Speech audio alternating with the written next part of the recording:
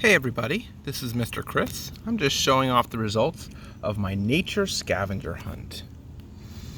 I've got a little terracotta pot, and inside of it I have some sandy soil.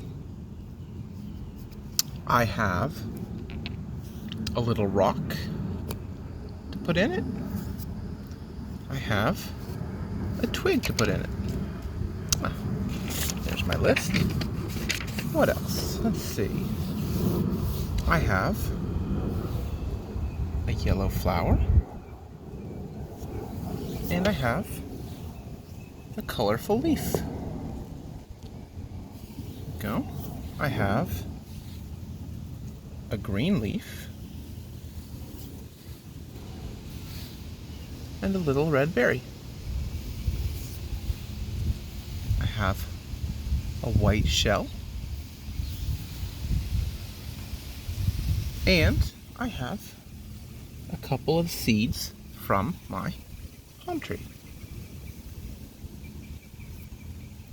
There we go.